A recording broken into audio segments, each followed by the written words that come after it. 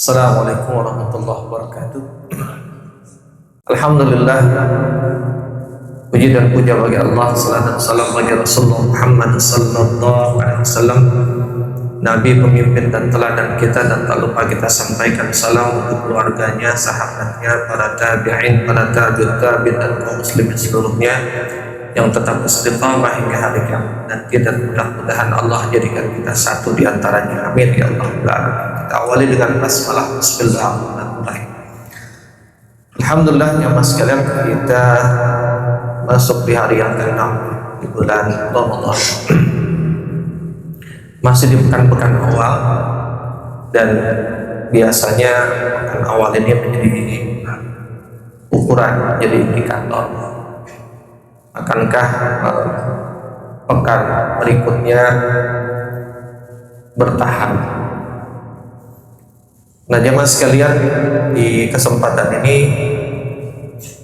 saya ingin menyampaikan terkait dengan sebenarnya judul lengkapnya itu Ramadan Optimal Tanpa Burnout.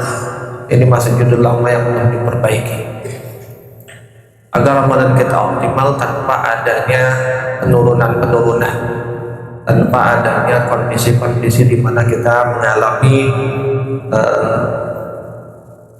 burnout, itu pemadaman, padam semangatnya, padam keinginannya, dan lain sebagainya.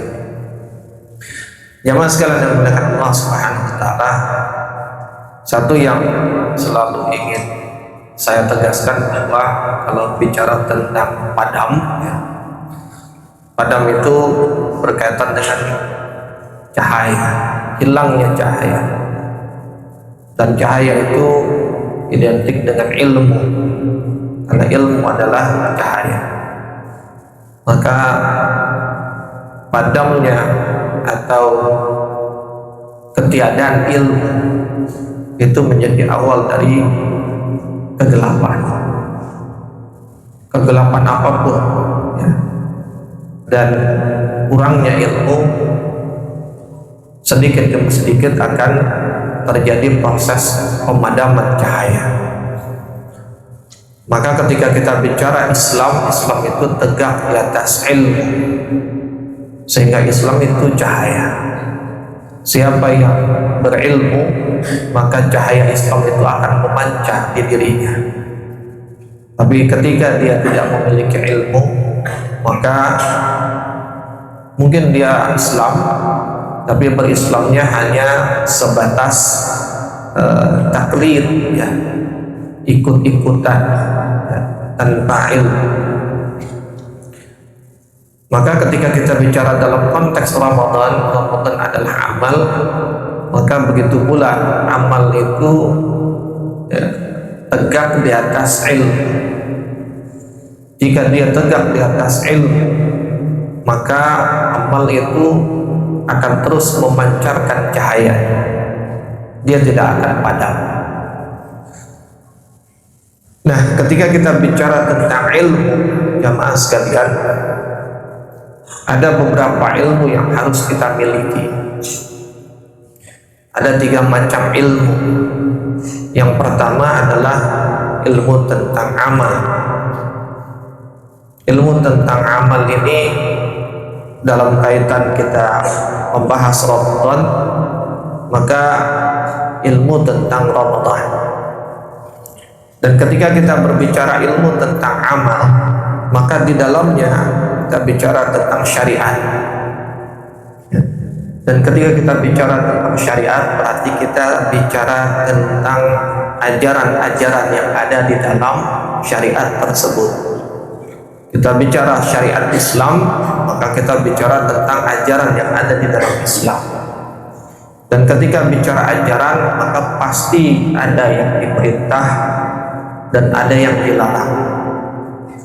Nah, nanti turunan dari ilmu syariat ini adalah ilmu fikih. Nah, ilmu fikih ini nanti kita bicara tentang bukan hanya sekedar hukum, kita juga bicara tentang bagaimana kaifiyah, tata cara. Kita bukan hanya bicara tentang syarat, kita juga bicara tentang rukun.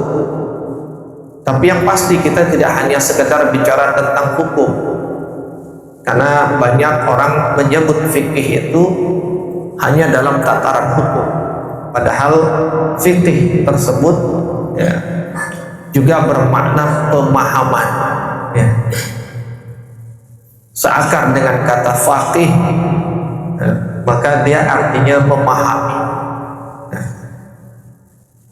Maka orangnya adalah orang yang memiliki pemahaman tentang syariat. Jamaah sekalian yang dimuliakan Allah. Dan orang hanya akan sampai pada tingkatan faqih ketika dia menempuh proses berpikir tahap kedua dan tahap yang ketiga, yaitu tafakkarun dan tazakkarun. Level yang paling bawah itu ta'qilun, di atasnya tafakkarun, di atasnya lagi tazakkarun.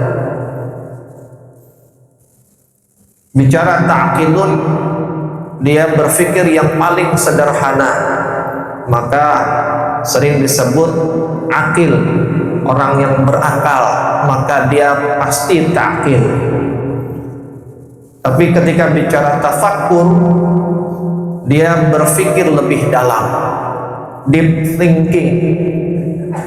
Kalau ta'qilun itu outputnya adalah ya'lamun, kita jadi tahu. Tapi kalau tafakkur, dia outputnya adalah yafqahun, kita jadi faqih. Dan yang paling tinggi yaitu tazakkarun. Dan tazakkarun itu outputnya kadang disebut yafqahun, tapi juga kadang disebut yu'minun. Sehingga jemaah sekalian, level berpikir tafakkur membuat kita mengerti dari apa yang kita tahu. Level berpikir dari tazakkarun membuat kita memahami apa hikmah di balik apa yang kita ngerti tadi. Jika berpikir dengan ta'qilun dan tafakkarun menggunakan akal yang ada di kepala, maka berpikir dengan tazakkarun dia memadukan antara pikiran yang di kepala dengan pikiran yang di qalbu ya. Maka jamaah sekalian, Allah Allah katakan wa ma yatazakkaruna illa may yunib, tidak akan sampai kepada level tazakkur dia mendapatkan hikmah kecuali dia inabah, kembali kepada Allah. Maka jika ta'qilun dan tafakkarun itu babnya adalah ayat-ayat yang difikirkan adalah ayat-ayat kauniyah, kalau tazakkarun adalah ayat-ayat qauliyah dan kemudian memadukannya.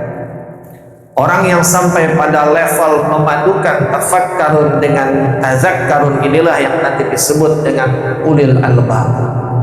Inna fi khalqis samawati wal ardi wa ikhtilafil laili wan nahari laayatin li ulil albab. Siapa ulil albab? Alladzina yazkuruna ya. Dia melakukan proses yang namanya tazakkur. Yazkurunallaha qiyaman wa qu'udan wa ala junubihim wa yatafakkaruna fi khalqis samawati wal ardh. Jadi kalau tafakkur objeknya adalah ayat-ayat kauniyah ciptaan Allah, kalau tazakkur maka objeknya adalah Allah Subhanahu wa taala. Jika ayat-ayat Allah dipikirkan dengan akal yang ada di kepala, tapi jika zatnya Allah dia dipikirkan dengan cara diingat dengan akal yang ada di kalbu. Maka orang ketika sudah memadukan itu, dia akan mendapatkan hikmah. Hikmah adalah ilmu yang paling tinggi. Dan orang yang mendapatkan hikmah, dia akan sampai pada satu kesimpulan, Rabbana ma khalaqta hada batilan. Jika orang melakukan proses berpikir tafakkur, dia akan muncul dua hal. Kalau tidak dia sombong atau dia mengerti betul. Ya. Tapi umumnya setelah dia mengerti, dia bisa menjadi sombong. Tapi kalau dia sampai pada tazakkur, maka hasilnya adalah pengagungan. Kalau sebatas tafakkur, dia akan melihat kehebatan dirinya yang bisa mencerna semua yang ada di alam ini. Tapi kalau tazakkur, dia sampai pada satu kesimpulan bahwa semua yang ada di alam ini tidak lepas dari kuasa yang Maha Pencipta dan kita tak punya apa-apa. Maka kesimpulan dia adalah pengagungan, Rabbana ma khalaqta hadza batila. Jamaah sekalian yang dimuliakan Allah. Nah, syariat ini ketika kita bicara dalam konteks fikih, dia bukan hanya bicara tentang hukum, tapi dia bicara tentang pemahaman kita tentang syariat, pemahaman kita tentang agama. Karena kalau fikih hanya dilakukan dengan pendekatan hukum saja, hanya bicara dalam kaitan hukum, maka jamaah sekalian, kalau udah ngomongin hukum, maka biasanya ya, praktek hukum itu bisa kita lihat di pengadilan. Kalau di pengadilan itu biasanya ada namanya para pihak. Ada pihak satu si penggugat dan ada pihak dua si tergugat. Pihak satu penggugat itu biasanya diwakili oleh jaksa penuntut umum, dan pihak dua yang namanya tergugat biasanya diwakili oleh pengacara. Dan ketika kita lihat di pengadilan antara jaksa dengan pengacara, yang terjadi adalah apa yang terjadi antara pengacara dengan jaksa di pengadilan? Perdebatan, saling menegasikan, saling merasa paling benar, saling meniadakan. Ketika jaksa mengatakan Anda melanggar dari pasal sekian, ayat sekian dari undang-undang, apa kata pengacara? Pemahaman Anda salah, tafsirnya seharusnya begini. Nanti dia datangkan ayat lain sebagai pendukung kesalahan tafsir yang dilakukan oleh jaksa. Nanti jaksa akan mengeluarkan ayat lain dalam undang-undang lain untuk membantah apa yang dituduhkan oleh pengacara terhadap argumentasi dia. Begitu terus yang terjadi, perdebatan yang tidak selesai. Begitulah kalau kemudian fikih itu hanya dilihat semata dalam pendekatan hukum, jadilah nanti hanya seperti di pengadilan, antar umat berdebat tak habis-habisnya, tak selesai-selesai. Antar satu mazhab menegasikan mazhab yang lain, satu kelompok menegasikan kelompok yang lain, masing-masing mendatangkan argumentasi dan alasan-alasan baik untuk memperkuat pendapatnya atau untuk melemahkan pendapat lawannya.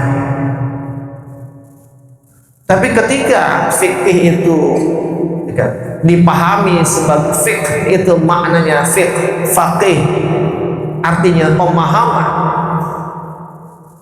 Bagaimana memahami agama, bukan hanya berdalil, tapi bagaimana memahami dalil. Bukan hanya dalil, tapi bagaimana proses tadlilnya. Bahkan termasuk diantaranya memahami bahwa akan selalu ada ikhtilaf di dalam bab fikih. Jangankan dalam bab fikih, dalam bab akidah pun masih ada ikhtilaf yang diterima. Mazhab itu bukan hanya ada di fikih, Hanafi, Hambali, Syafi'i dan Maliki, tapi bahkan di dalam akidah pun juga ada mazhabnya. ada Atsari, ada Asy'ari, ada Maturidi. Itu yang Ahlus Sunnah. Yang sesatnya lebih banyak lagi.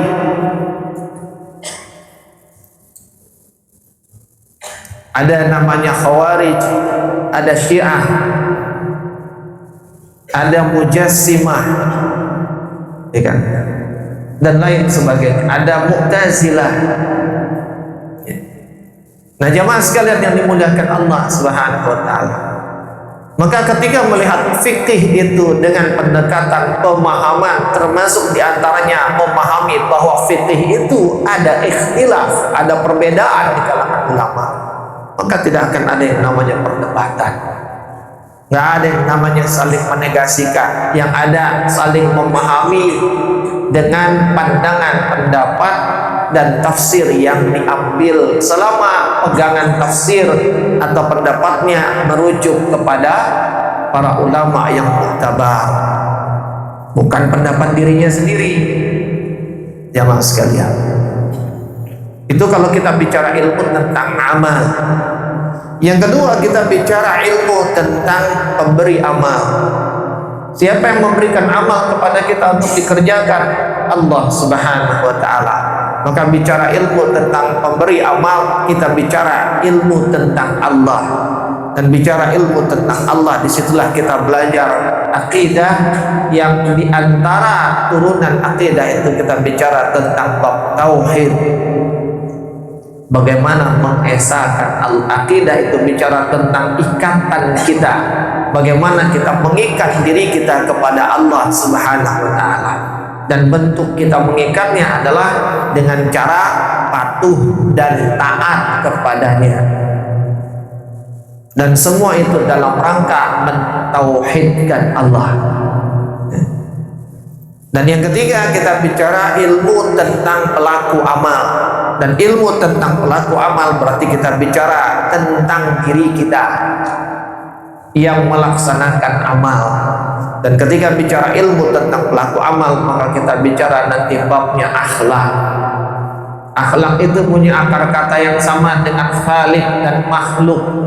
Maka ketika kita bicara akhlak, kita bicara tentang bagaimana interaksi kita kepada khaliq dan interaksi kita kepada makhluk, yang semuanya harus dibaikai dengan akhlak. Bukan sekedar berinteraksi dengan Allah, tapi bagaimana berinteraksi dengan Allah dengan akhlak. Bukan sekedar berinteraksi dengan manusia, tapi bagaimana berinteraksi manusia dengan akhlak. Jemaah sekalian, karena kalau berinteraksi hanya sekedar pakai pendekatan boleh dan tidak boleh saja, pendekatan fikih lagi, sekedar oh ini boleh, ini nggak boleh, maka yang boleh itu belum tentu mencerminkan akhlak. Contoh paling gampang, syarat sah sholat itu adalah menutup aurat. Laki-laki auratnya pusar sampai ke lutut. Setidaknya itu pendapat yang kuat. Walau ada yang mengatakan pendapat lain tentang aurat laki-laki, tapi itulah pendapat yang mayoritas, yang jumhur, dari pusar sampai ke lutut. Maka jika syarat sah sholat itu menutup aurat, maka jika seorang laki-laki sholat hanya menggunakan celana yang menutup pusarnya dan menutup lututnya, dia tidak memakai baju bertelanjang dada, ya kan? Maka sah nggak sholatnya? Sah nggak sholatnya? Sah, karena syarat sahnya terpenuhi. Tapi berakhlak tidak. Tidak. Ketemu orang saja, ketemu bos saja, kita pakai celana doang, kagak pakai baju, yang ada kita diusir. Datang ke gedung DPR pakai sendal aja kagak boleh masuk, ya, apalagi kalau nggak pakai baju. Zaman sekali. Maka ketika kita bicara berinteraksi kepada Allah, bukan hanya dalam wilayah boleh dan tidak boleh, tapi bagaimana kita berakhlak kepada Allah. Nah, jamaah sekalian yang dimuliakan Allah Subhanahu wa taala, Dan ketika kita bicara tentang akhlak, maka yang menjadi pusatnya adalah diri kita.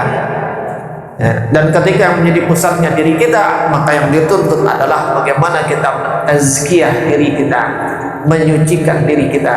Karena proses mentazkiyah diri itulah awal dari terbentuknya akhlak yang mulia, dan itulah nanti kan akan terbentuk bagaimana kita berinteraksi dengan Allah dan dengan makhluk. Jamaah sekalian, itulah 3 macam ilmu yang harus kita miliki sehingga kemudian cahaya Islam itu memancar dari diri kita. Tapi jika tidak kita miliki, maka boleh jadi bukan hanya cahaya Islam padam di diri kita, bahkan mungkin kita akan memadamkan cahaya Islam yang terpancar. Nggak punya akhlak, ya, apa yang terjadi? Orang akan mengatakan, tuh orang Islam kayak begitu tuh.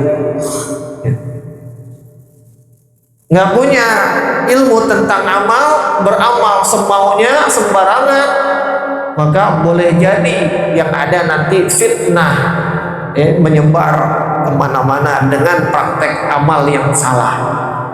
Jamaah sekalian yang dimuliakan Allah. Nah, ketika kita bicara ilmu tentang amal dalam konteks Ramadan, dalam konteks Ramadan, maka ilmu tentang Ramadan itu ada di dalam Al-Baqarah ayat 183 sampai 187. Walaupun ada pendapat yang menyatakan sebenarnya bukan sampai 187, tapi sampai 188. Kenapa? Karena ayat 183 sampai 188 itu masih dalam satu ain. Satu ain itu artinya satu tema bahasan, satu pokok pembahasan. Dan karena pembahasan tentang Ramadan, maka dia masih dalam tema yang sama. Namun karena 188 itu memang berbeda sama sekali isinya dibandingkan 183 sampai 187. 188 itu isinya babnya tentang hukum. Ya, walaupun kalau mau dibahas itu paling pas untuk di negeri ini sebenarnya dibahas. 188 itu kalau kita mau lihat asbabun nuzulnya itu tentang seseorang yang punya hutang dengan orang lain. Si A punya hutang pada si B, tapi si B nggak punya catatannya. Akhirnya ketika dia nagih, kan si A nanya, mana buktinya kalau saya punya hutang? Nggak ada. Apa kata dia? Oh, kalau gitu saya nggak punya hutang. Oh, kalau begini saya tuntut kamu. Ayo kita bawa ke pengadilan. Si A yang ngotot bawa ke pengadilan karena apa? Dia yakin dia menang. Sebab apa? Si B nggak punya catatan.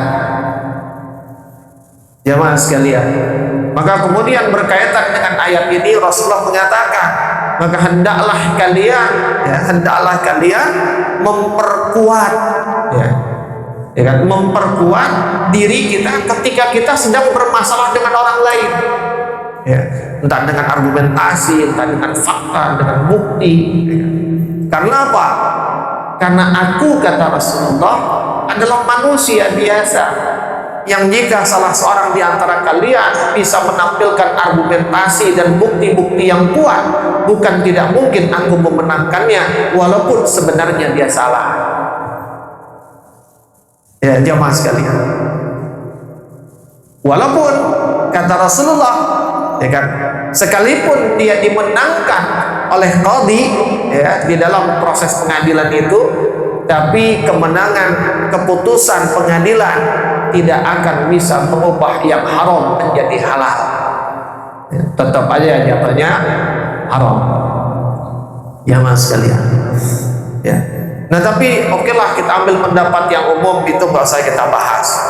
Maka 183 sampai 187 ilmu tentang amal yang namanya Ramadan. Maka Ramadan itu amalan-amalannya banyak, tapi yang utama yang tersirat dan tersurat di dalam Al-Quran ada 5. Yang pertama ayat 183 itu yaitu amalnya puasa.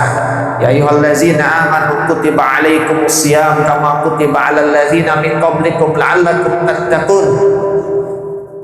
bahwa amalan utama Ramadan yang pertama adalah puasa. Maka sering disebut syahrul Ramadan, syahrus siyam. Dan ketika kita bicara puasa, ada amalan-amalan di sekeliling puasa yang akan menentukan kesempurnaan puasa. Itu. Jadi walaupun amalan utamanya puasa, namun puasa itu tidak akan sempurna tanpa amalan yang ada di sekelilingnya. Apa saja? Setidaknya yang utama di sekeliling puasa itu ada 3. Yang pertama adalah sahur, yang kedua adalah berbuka, yang ketiga adalah tarawih. Maka ketika kita mengabaikan, menggampangkan yang 3 ini, maka dia bisa mempengaruhi puasa kita. Maka kemudian Rasulullah mengatakan, kam min shaimin laisa lahu min siyamihi illa al-ju' wal 'atash. Berapa banyak orang yang berpuasa tapi gak dapat apa-apa kecuali lapar dan dahaga. Maka di dalam hadis lain Rasulullah juga mengatakan, man shoma ramadhana imanan wa ihtisaban ghufira lahu ma taqaddama min dzambi. Bahwa output dari puasa yang sukses itu adalah diampuninya dosa. Tapi di dalam riwayat lain Rasulullah mengatakan ada orang-orang yang dia bertemu dengan Ramadan, dia masuk ke dalam Ramadan, dan kemudian dia keluar dari Ramadan tanpa mendapatkan ampunan. Kenapa? Karena puasanya ya kan, tidak sebagaimana semestinya. Dan salah satu sebabnya karena dia mengabaikan amalan-amalan di sekitar puasa itu, sahurnya, berbukanya, dan tarawihnya. Kita sebut sahur saja misalnya. Sahur itu kadang-kadang kalau disebut kata sahur, maka orang yang di kepalanya hanyalah makan. Padahal sahur itu bukan sekedar makan. Ketika kita bicara sahur, sahur itu adalah termin waktu sepertiga malam yang akhir. Jadi kalau sepertiga malam yang akhir, malam dibagi 3. Sebutlah misalnya awal malam itu maghrib dan akhir malam menjelang subuh. Sebutlah misalnya 9 jam. Sepertiga malam berarti 3 jam. Kalau sepertiga yang akhir berarti 3 jam terakhir sebelum subuh. Kalau subuh jam 5 misalnya, berarti dari jam 2 sampai jam 5. Itulah yang disebut dengan sahur. Rentang waktu dari jam 2 sampai jam 5. Nah, kalau disebut dengan jauf lail, ya kan, sepertiga malam yang akhir, maka jamaah sekalian, ketika Rasulullah mengatakan tasahharu fa inna fis sahuri barakah, bersahurlah karena di dalam sahur itu ada keberkahan. Maknanya bukan hanya sekedar makan sahur. Bahwa makan sahur itu ada berkah, iya, tapi bahwa ketika disebut tasahharu, bersahurlah, berarti karena sahur itu sepertiga malam yang akhir, berarti apa perintah Rasulullah kepada kita? Sahur itu sepertiga malam yang akhir, kata Rasulullah, bersahurlah, berarti kita disuruh bangun. Ya, jadi bahkan bangunnya saja sudah berpahala. Jadi tasahharu, bangunlah di waktu sahur. Karena apa? Nggak mungkin bisa makan kalau nggak bangun. Apa amalan di waktu sahur? Amalan di waktu sahur itu buka surat Al-Muzammil, buka surat Az-Zariyat, buka surat Al-Imran ayat 17. Apa di surat Al-Muzammil? Ya ayyuhal muzammil qumil laila illa qalila nisfahu aw inqus minhu qalila aw zid 'alaihi wa rattilil qur'ana tartila. Bangun, setelah bangun ngapain? Ke kamar mandi. Untuk apa? Cuci tangan, kemudian istinja, bebersih, lalu ambil wudu. Lalu salat minimal dua rakaat salat tahajud. Temennya salat, zikir, wirid, dan doa. Lalu apa? Warattilil qur'ana tartila, baca Al-Quran. Setelah itu apa? setelah itu baru makan.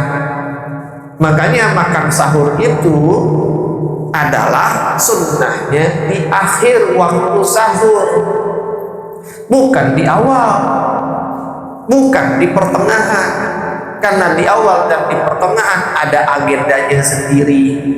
Bangun, ambil wudu, salat tahajud, zikir, wirid, doa, baca Quran. Setelah itu masih ada waktu mau ngapain, silahkan. Karena apa? Di dalam waktu sahur itu ada keberkahan. Bukan hanya dimakannya, tapi di sepanjang waktu sahur ada keberkahan. Apa yang maksud dengan keberkahan? Berkah itu kasratul khair, kebaikan yang banyak. Ada kebaikan yang banyak di waktu sahur yang jika kita melakukannya itu luar biasa. Bahkan jamaah sekalian, kita semua tahu bahwa Quran itu jika dibaca, maka bacaan-bacaan Quran kita bisa menjadi syafaat di akhirat nanti. Tapi bahkan ada satu hadis Rasulullah sallallahu alaihi wasallam yang hadis itu secara khusus menunjukkan bacaan Quran di waktu malam. Jadi khusus bacaan Quran di waktu malam. Di mana disebutkan dalam hadis itu kan, as-siyam wal Quran yashfa'ani lil 'abdi yaumal qiyamah. Yaqulu siyam ay rabbi mana'tuhu ta'am wasyahawati bin nahari fashaffi'ni fi. Wa yaqulu al-Qur'an mana'tuhu nauma bil laili fashaffi'ni fihi. Qalu fa yushaffa'ani. Puasa yang kita lakukan dan bacaan Quran yang kita baca, dia akan memberikan syafaat kepada pelakunya di hari kiamat nanti. Dua amalan itu nanti akan menghadap Allah, kemudian berkatalah puasa yang dilakukan, ay Rabbi, wahai Tuhanku, mana'tuhu ta'am wasyahawati. Ini si fulan ini nahan makan dan syahwatnya semata agar bisa melakukan aku di siang hari, bin nahari. Fasyafi'ni fihi, maka izinkan aku memberikan syafaat kepadanya. Baru selesai puasa kita melakukan itu, memberikan argumentasi kepada Allah untuk syafaat atas diri kita pelakunya. Lalu berkatalah Al-Quran yang kita baca, mana'tuhun nauma, ini si fulan kagak tidur, nahan kantuknya di malam hari hanya untuk membaca aku, kata dia. Fasyafi'ni fihi, maka izinkan aku memberikan syafaat kepadanya, ya Allah. Fayusyafa'ani, kemudian Allah mengizinkan keduanya untuk memberikan syafaat. Dan syafaat Quran itu syafaat yang istimewa, yang tidak dimiliki oleh syafaat-syafaat lain, bahkan termasuk tidak dimiliki oleh syafaatnya Rasulullah sallallahu alaihi wasallam. Jamaah sekalian dimuliakan, syafaat Quran menyebabkan seorang hamba tidak diizinkan mendapatkan siksa. Kalau syafaat yang lain dia sudah disiksa, maka kemudian syafaat itu mengeluarkan dia dari siksaan. Tapi kalau syafaat Quran, ketika mau disiksa, maka Quran membela dia karena dia tidak pantas untuk disiksa dengan syafaat Quran itu. Jamaah sekalian yang dimudahkan Allah. Maka ketika memahami sahur bukan sekedar makan, tapi sebagai sebuah termin waktu yang ada banyak aktivitas di dalamnya. Termasuk apa? Az-Zariyat 18, wa bil ashari hum yastaghfirun. Dan di waktu sahur itu maka minta ampunlah, kata Allah. Minta ampun berarti apa? Membebaskan dosa.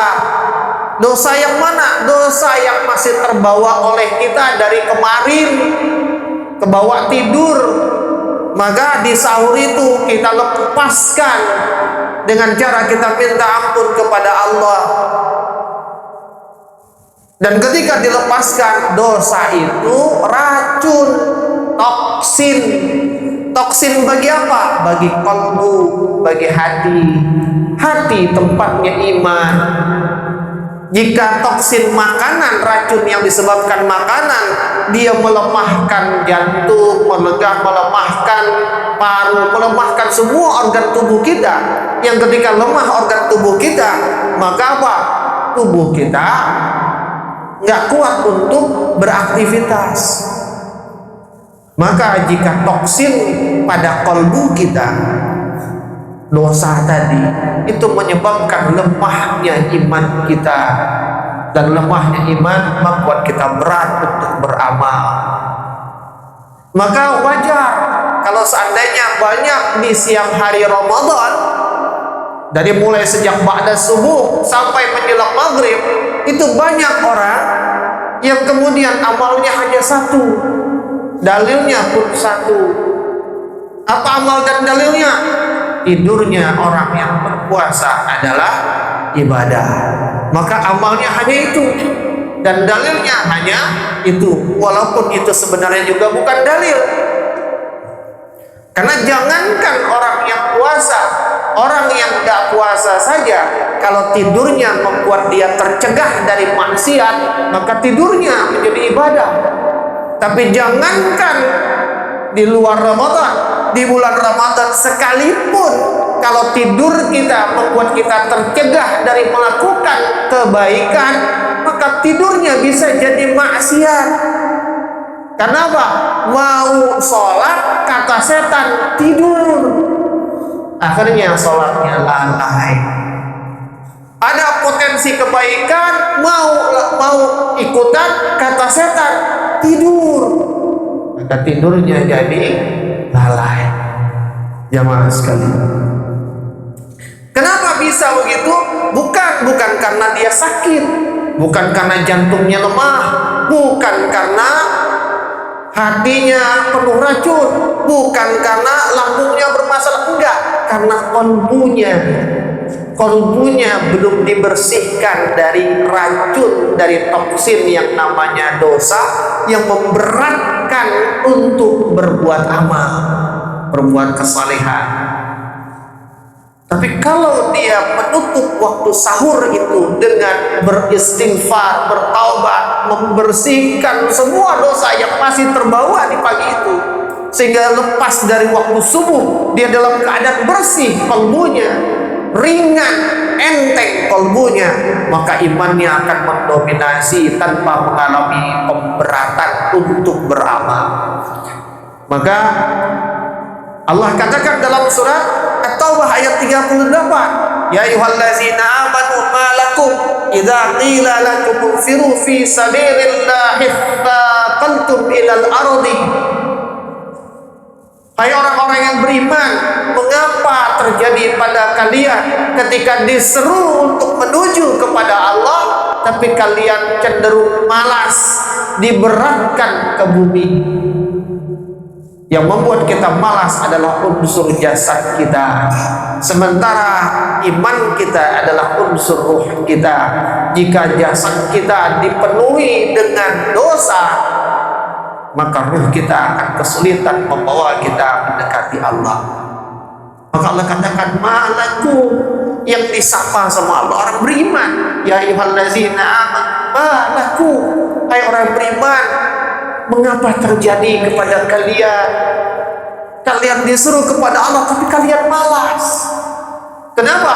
Karena dosa yang ada memberatkan ruh, mengikat ruhnya untuk mendekati Tuhan, itu belum dibersihkan, belum ditaubati dan diistighfar. Maka jamaah sekalian, akan optimal puasa kita di siang hari kalau sahurnya seperti itu. Selain tentu makan sahur juga penting, Jangan mentang-mentang kuat lantas nggak makan sahur, karena kata Rasulullah, fasluma baina siyamina wa siyami ahlil kitab aklatus sahar. Pembeda antara puasaku dengan puasanya ahli kitab. Siapa puasa ahli kitab? Yahudi wan Nasara. Beda antara puasa umat Muhammad dengan puasanya Yahudi dan Nasrani adalah makan sahur. Orang Yahudi yang orang Nasrani puasanya nggak ada makan sahurnya. Kalau kita ada, maka kalau kita sengaja nggak sahur, akhirnya biasa nggak sahur, bahkan menganggap remeh sahur, cuma sunnah ini nggak napa-napa gitu kan, atau bahkan nggak sahur nggak napa-napa, maka kalau udah begitu kudu ditanya lagi puasanya umat Nabi Muhammad atau puasanya Yahudi dan Nasrani. Ya mana sekalian, banyak sekali kalau kita ngomongin tentang sahur, jamaah sekalian. Kenapa penting? Karena sahur adalah awal hari sebelum kita berpuasa. Dia akan menentukan apakah kita akan maksimal di siang hari hingga mendapat menjelang maghrib nanti. Berbukanya menyempurnakan, tarawihnya tarawihnya dia memaksimalkan dan menyempurnakan waktu malam. Jika sahur membuat kita sempurna di siang hari, maka tarawihnya akan menyempurnakan waktu malam kita. Maka Rasulullah mengatakan, man qama ma'al imam hatta yansharif kutiba lahu qiyamul lailah.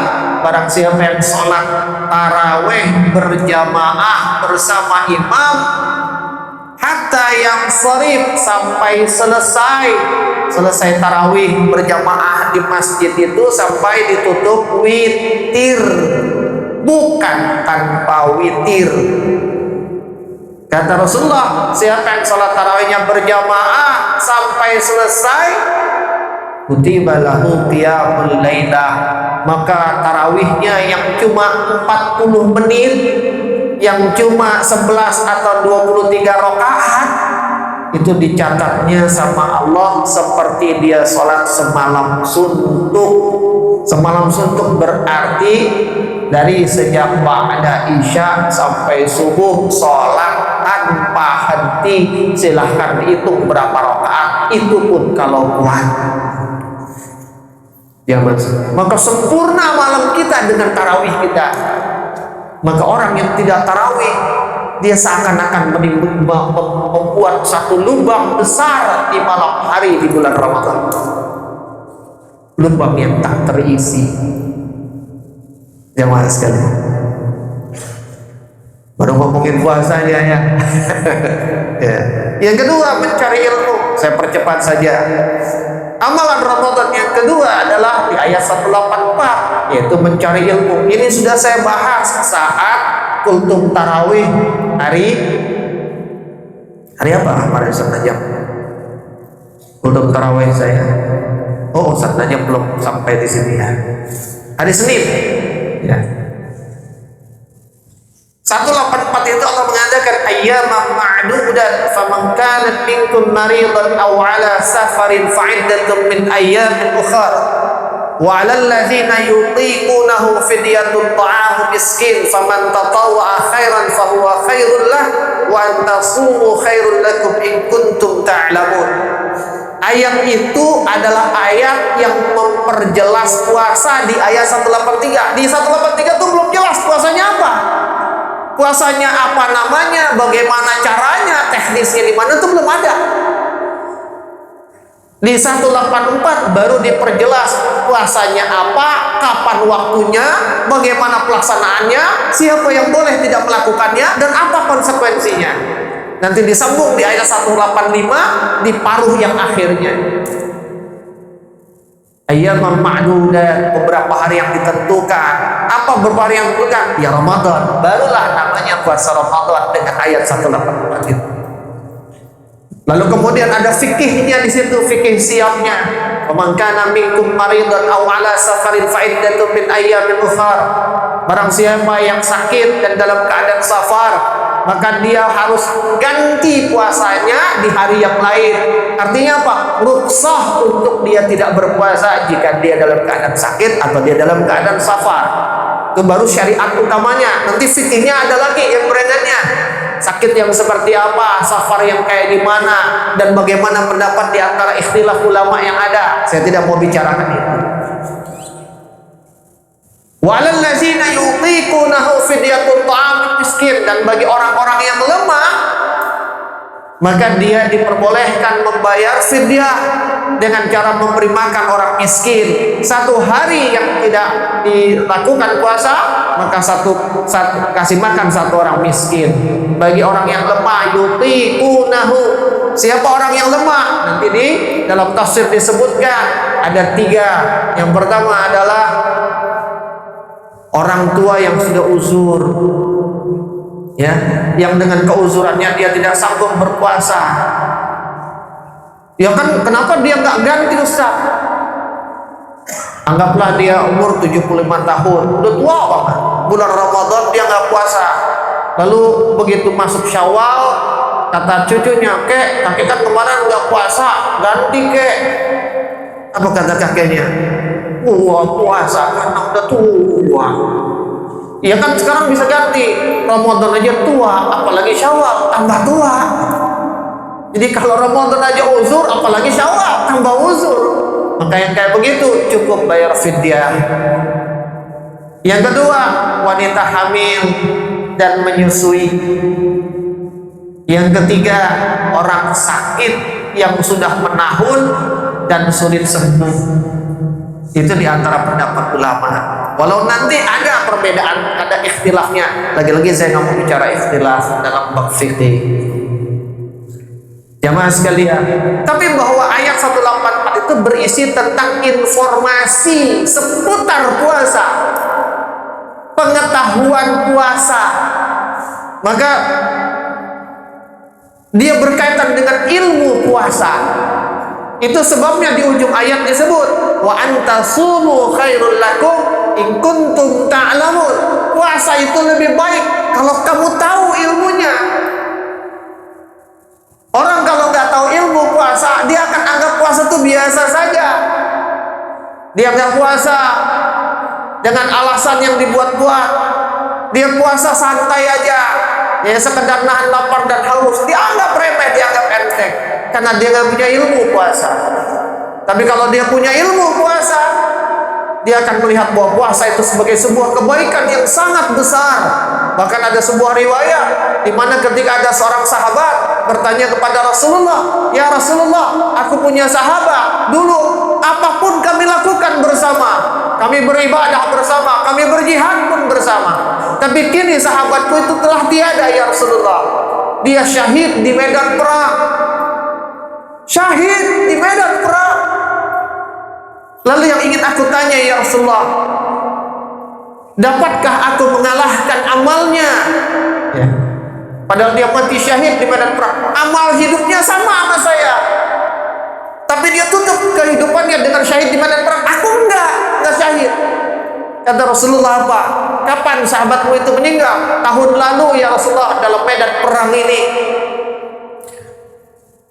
Bisakah aku mengalahkan dia, amal dia ya Rasulullah dengan kesyahidannya? Kata Rasulullah, adakah setelah dia wafat engkau hidup, engkau berjumpa dengan Ramadan? Ya Rasulullah. Adakah kau menjalankan Ramadan dan keluar dari Ramadan? Ya Rasulullah. Jika itu kau lakukan, maka kau bisa mengalahkan dia. Coba bayangkan, bahkan kesyahidan pun bisa dikalahkan kalau kita memaksimalkan Ramadan kita. Jemaah sekalian, orang kalau tahu ilmunya Ramadan, dia nggak akan sembarang-barangan dengan Ramadan. Maksimal betul Ramadan, jemaah sekalian. Tapi ilmu tentang Ramadan hanya akan didapat kalau dia belajar. Makanya kemudian carilah ilmu dalam konteks umum, yaitu ilmu agama, khususnya ilmu tentang Ramadan. Makanya para ulama menyebut bulan Ramadan itu bulan kemenangan rohani. Kenapa? Karena jasad dilemahkan. Jasad tempatnya syahwat, kotor. Ketika dilemahkan, maka rohaninya akan menguat. Rohani akan mendekat kepada Allah. Ketika dia makin dekat kepada Allah, maka terjadi tazkiyah, penyucian dirinya, penyucian jiwanya. Ketika mengalami tazkiyah jiwanya bersih, maka jiwanya akan bercahaya. Ketika bercahaya dia, maka ilmu adalah cahaya, maka cahaya akan mudah masuk ke dalam cahaya.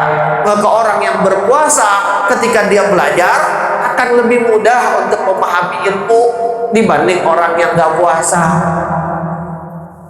Maka seharusnya bulan Ramadan itu banyak-banyak belajar, ikut kajian, ya, baca buku, ngaji sama guru. Kenapa pemahaman kita masih kurang? Mungkin selama ini kita belajar dalam keadaan kenyang terus. Keadaan kenyang berarti apa? Syahwatul batin kita berat, kuat.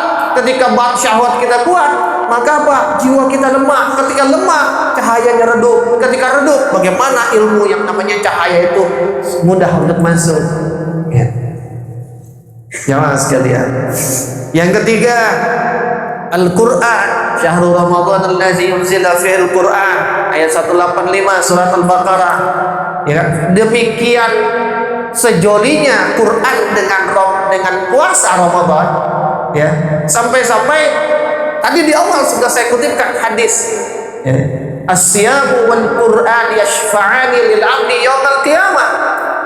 Bukan hanya di dunia, Quran dengan Ramadan itu soulmate. Bulan Ramadan adalah bulan diturunkannya Al-Quran. Kenapa Ramadan mulia? Karena sebab Quran diturunkan di sana, bukan karena Ramadannya. Kalau Quran diturunkan di bulan Rajab, maka bulan Rajablah yang mulia. Jamaah sekalian, Quran dengan Ramadan itu menyatu di dunia. Tapi bahkan di akhirat pun dia menjadi sejoli yang datang bersama Nabi Allah untuk membela seorang hamba. Itu makanya, ya, Syahrul Ramadan, Syahrul Quran. Perbanyaklah berinteraksi dengan Quran di bulan Ramadan. Awali, ya, hari kita dengan Ramadan, dengan Quran, dan tutup hari kita dengan Al-Quran.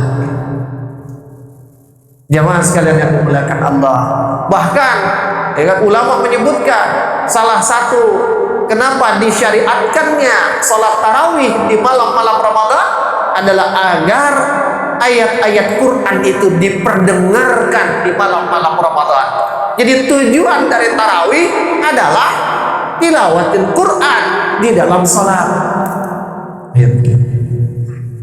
Jamaah sekalian. Nah, Quran kan 30 juz, ya. Jadi tarawih itu memperdengarkan Quran secara keseluruhan, jangan hanya surat itu saja. Jamaah sekalian. Yang keempat, doa, ayat 186. Wa idza sa'alaka 'ibadi 'anni fa inni qarib ujibu da'watad da'i idza da'ani falyastajibu li wal yu'minu bi la'allahum yarshudun. Bahwa di antara amalan utama yang secara tersurat Allah sebut dalam kaitan dengan Ramadan adalah doa. Bahkan kalau kita buka dalil dalam hadis Nabi, banyak sekali dalil berjibun tentang keutamaan doa bagi orang yang berpuasa.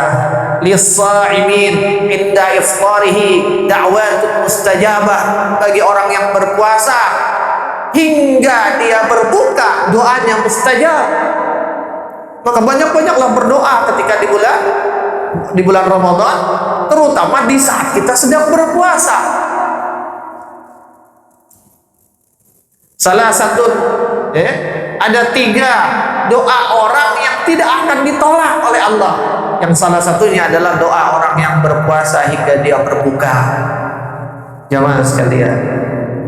Selain itu apa? Tadi karena dia lagi puasa, puncak kesucian jiwa seseorang itu ada di bulan Ramadan. Puncak kesucian jiwa seorang hamba yang beriman itu ada di saat dia berpuasa. Maka ketika lagi suci-sucinya, lagi bersih-bersihnya jiwanya, lalu kemudian dia memanjat kepada Allah, maka doanya itu akan luar biasa. Karena penghambat doa. Kenapa doa nggak sampai-sampai jawabannya ke kita? Bukan nggak dikabulkan, Allah pasti mengabulkan doa. tapi belum nyampe-nyampe ke kita. Kenapa? Penyebabnya adalah dosa yang masih ada menutupi kita. Saya sering membayangkan seperti gelas isi air, gelas kosong, lalu ada tutupnya. Kita minta isiin dong. Tuan rumah ngambil teko isi air, dituang, cuma tutupnya nggak kita buka. Airnya dituang sebenarnya, tuan rumah ngasih, tapi karena tutupnya nggak kita buka, air itu bleber di sekitar gelas, nggak masuk ke dalam gelas. Gelas itu diri kita, tutup itu adalah dosa kita, teko itu adalah rahmat Allah, pengabulan dari Allah atas doa-doa kita. Gimana mau nyampe kalau terhalang oleh dosa? Sementara orang berpuasa dalam keadaan bersih, dalam keadaan sesuci-sucinya hati. Maka ibarat gelas terbuka nablak gitu orang Betawi bilang. Maka kalau dia berdoa, wah itu teko sampai penuh-penuh juga diisi, gelasnya akan penuh. Bukan hanya separuh atau setengah penuh. Dan yang terakhir adalah akhlak. Ayat 187, "Wahalla lakum lailatas siyami rafatsu ila nisaikum hunna libasun lakum wa antum libasun lahun. Alimallahu annakum kuntum takhtanuna anfusakum fataba 'alaikum wa 'afa 'ankum," dan seterusnya. Itu kalau lihat asbabun nuzul ayat itu, ya, memang itu secara khusus berkaitan dengan interaksi antara suami dengan istri. Bagaimana kemudian berinteraksi dengan baik, saling memenuhi kebutuhan. Artinya apa? Ramadan itu tidak mentang-mentang atas nama Ramadan lalu kemudian kita asyik dengan diri sendiri. Kita mengabaikan pasangan kita, mengabaikan istri ataupun suami kita. Dan interaksi suami dengan istri itu adalah interaksi antara manusia dengan manusia. Maka dalam konteks khususnya adalah suami istri, dalam konteks umumnya adalah bagaimana berakhlak dengan makhluk sesama manusia. Maka nanti di antara turunannya amalan-amalan utama di bulan Ramadan itu apa? Salah satunya memberi makan orang yang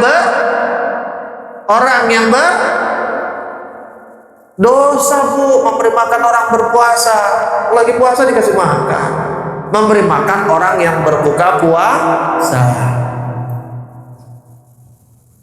Memberi makan orang yang berbuka puasa berarti kita berbuat baik kepada orang lain. Itu babnya bab akhlak kita kepada orang lain, masuk di dalam rangkaian itu. Maka tidak boleh atas nama Ramadan kita egois. Atas nama Ramadan, saya mau pokoknya fokus sama diri sendiri. Enggak. Ramadan juga saatnya kita menunjukkan bahwa kita bukan orang yang antisosial, bahwa kita adalah umat yang penuh dengan akhlak, memperhatikan orang lain, senang berbagi, mau membantu dan menolong orang lain. Jamaah sekalian, itulah ilmunya Ramadan. Kalau ilmunya ini dipenuhi semua tadi, maka insya Allah yang namanya la'allakum tattaqun, yang namanya ghufira lahum ma taqaddama min dzambi, itu akan menjadi milik kita. Yang namanya laisa lahu min siyamihi illa al-ju' wal 'atash, itu tidak akan pernah terjadi pada kita. Jangan itu yang bisa sampaikan. Ulama yang ini sebentar, Pak. Ya, ini 5 pertemuan dijadikan 1 pertemuan. Wallahu a'lam bishawab. Mudah-mudahan bermanfaat. Maka berhati-hatilah dengan Ramadan. Berhati-hati di awal. Ini saya mau bahas sepertiga karena ilmu tentang pemberi amal belum saya bahas. Yang ketiga ilmu tentang pelaku amal juga belum saya bahas. Tetapi saya langsung masuk pada penutupnya. Berhati-hatilah di setiap fase Ramadan. Berhati-hatilah di awal Ramadan karena itu bukti kesungguhan kita. Jadi kesungguhan itu kelihatan di awal, Pak. Berhati-hatilah di pertengahan Ramadan karena itu akan menentukan energi yang kita miliki hingga akhir. Ya. Seberapa energi yang kita punya nanti kelihatannya di tengah-tengah. Ya. Kalau udah duta Tuhan di tandanya bensinnya udah mau habis. Ya. Tapi kalau masih gacor gitu ya, berarti ini energinya masih banyak. Dan berhati-hatilah di akhir Ramadan karena di sanalah Allah akan tetapkan balasan atas Ramadan kita. Ya, sehingga jangan sampai padam di akhir, hilang semangat di akhir. Dan umumnya begitu. Kenapa? Karena di akhir udah dekat lebaran. Masjid semakin sepi, yang ramai mall. Ya, di Kokas yang ramai, lantai berapanya yang masjidnya seperti. Tapi mudah-mudahan setelah ini tidak. Ya, jangan sekalian. Kalau masjidnya ramai, insya Allah mallnya akan ramai. Tapi kalau mallnya ramai, belum tentu masjidnya ramai. Jamaah sekalian yang dimuliakan Allah Subhanahu wa taala, itu yang bisa sampaikan. Masih ada enggak ya? Oh, masih ada, tapi sudahlah diabaikan saja karena waktunya sudah habis. Saya kembalikan kepada Ustaz Najam. Tafadhal.